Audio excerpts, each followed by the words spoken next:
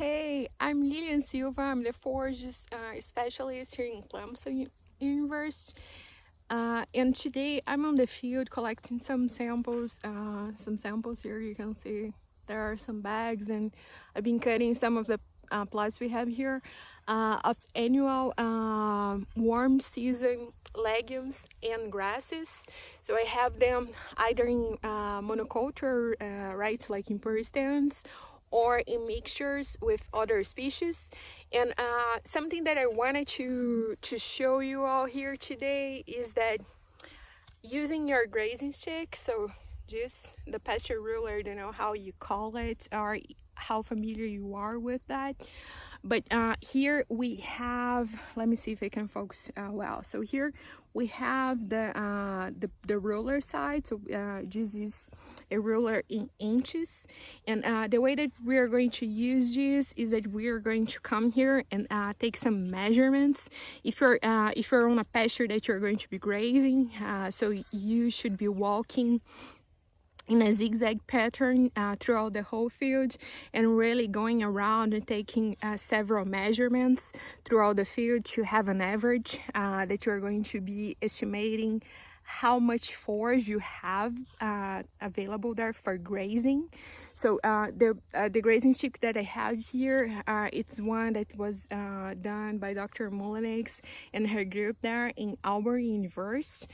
And they actually have a correspondence of how much grazable forage I have per inch. So it's on the side here of the grazing stick, and they have this correspondence to facilitate the calculation, because we know approximately how much each category of animals that you have on a pasture will be consuming per day, will be grazing per day.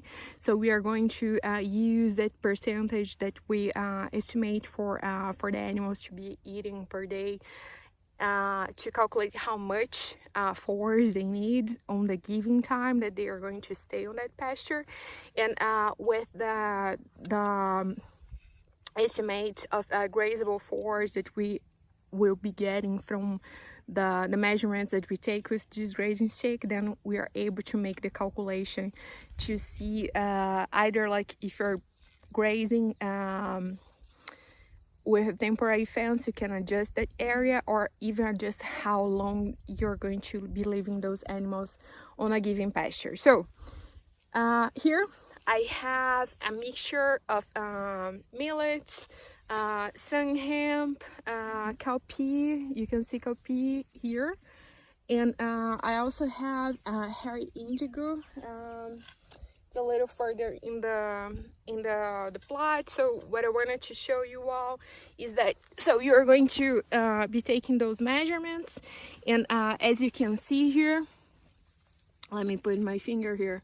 So when we are taking the measurements, we're not going to we're not going to be modifying the way that the pasture is. So we're not going to do any type of arrangement on the leaves. We're just going to literally put the stick like I just see here, and it's actually sitting by itself right now. And as you can see, an average of this field would be around 26 inches for the canopy height.